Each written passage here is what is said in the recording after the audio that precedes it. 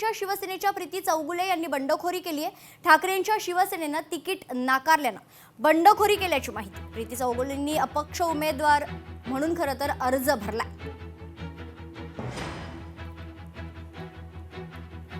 ही जबाबदारी जेव्हा साहेबांनी स्वतः सांगितली तर त्यावेळेस मी पूर्ण बॉट पिंजून काढला। 80 ते 90% माझा प्रचार संपला, म्हणजे जवळजवळ गेल्या आठवड्यातच 80 ते 90% प्रचार माझा करून झालेला। घराघरात मी निशाणी पोहोचवली, प्रत्येक घराला घरटी भेट दिली आणि एवढं सर्व होऊन सुद्धा माझी उमेदवारी म्हणजे मला नाकारण्यात आली। त्यामुळे मी अपक्ष उमेदवारी अपक्ष अर्ज भरला। मीरा भाईंदरमध्ये भाजपकडून डॉक्टर प्रीती पाटील यांना उमेदवारी नाकारण्यात आली। भूमिपुत्रांना डावलून दुसऱ्यांना उमेदवारी देत असल्याचा आरोप होतोय।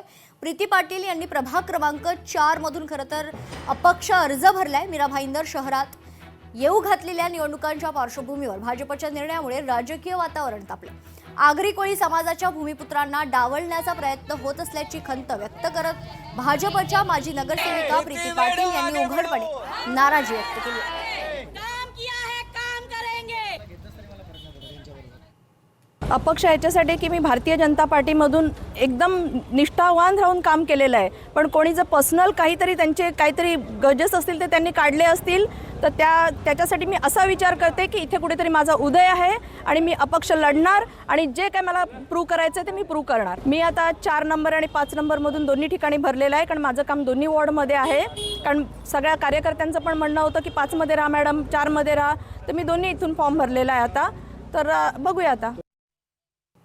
अमरावतीमध्ये भारतीय जनता पक्ष आणि युवा स्वाभिमान पक्षाच्या युतीवर आता प्रश्नचिन्ह उपस्थित होत आहे। युवा स्वाभिमान पक्षाकडून 41 उमेदवारांची यादी जाहीर करण्यात आली आहे। युती असतानाही रवी राणांनी आपले उमेदवार जाहीर केलेत। युवा स्वाभिमान पक्षाला भाजपने याआधी फक्त 8 जागा दिल्या होत्या।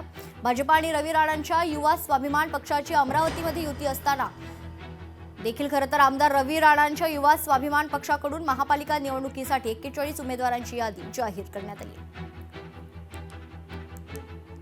या क्षणाची महत्त्वाची ब्रेकिंग न्यूज आपण पाहतोय। युतीतून रवी राणांच्या युवा स्वाभिमान पक्षाला भाजपने 8 जागा दिल्या होत्या, मात्र राणांनी 41 उमेदवारांची यादी जाहीर केल्यामुळे भाजप आणि युवा स्वाभिमानच्या युतीवर आता प्रश्नचिन्ह निर्माण करण्यात आली। या क्षणाची महत्त्वाची बातमी, अमरावतीमध्ये भाजप आणि युवा स्वाभिमान युतीवर आता प्रश्नचिन्ह निर्माण होतोय। या संदर्भात सविस्तर माहिती जाणून घेऊयात। आपले प्रतिनिधी सूरज दहाट आपल्यासोबत जोडले जात आहेत। सूरज, नेमकं काय बिनसलंय?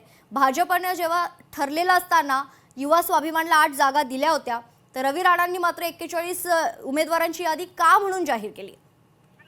नक्कीच मेघना, आपण जर पाहिलं तर युवा भारतीय जनता पार्टी म्हणजे महायुतीमध्ये जर पाहिलं तर युवा स्वाभिमान पक्ष आणि रवी राणा यांची युवा स्वाभिमान अशी युती आहे। मात्र असं असताना सुद्धा रवी राणांना 8 जागा या महायुतीने दिलेल्या आहे। मात्र तरी देखील रवी राणांनी 41 उमेदवारांची युवा स्वाभिमानच्या उमेदवारांची अधिकृत यादी जाहीर केलेली आहे आणि संपूर्ण उमेदवाराचं जे आहे एबी फॉर्म लावून संपूर्ण उमेदवारांना रिंगणात सुद्धा या ठिकाणी उभं केलेलं आहे। मात्र 3 तारखेला जर पाहिलं तर या ठिकाणी उमेदवारी अर्ज माघार घेण्याचा वेळ आहे। मात्र रवी राणांनी अधिकृतरित्या उमेदवारी 41 उमेदवारी घोषित केली कशी, असा सवाल जो आहे तो भारतीय जनता पार्टीकडून उपस्थित केला जातोय। मात्र खरंच रवी राणा आता युती धर्म पाळणार का, असा सुद्धा एक महत्त्वाचा प्रश्न या ठिकाणी निर्माण होतोय। जर पाहिलं तर या ठिकाणी यावेळी महायुतीमध्ये त्या चर्चा सुरू असताना माजी आमदार आणि शिवसेनेचे अभिजित अडसूळ यांनी सुद्धा या ठिकाणी प्रश्न उपस्थित केलेला होता की रवी राणा युती धर्म पाळणार नाही, असं सुद्धा आरोप केलेला होता। मात्र तोच पुन्हा एकदा घडत आहे।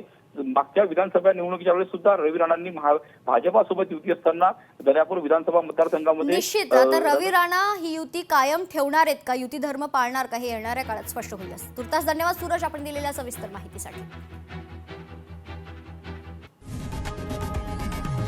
लोकशाही मराठी ऐका, पहा, जागरूक रहा।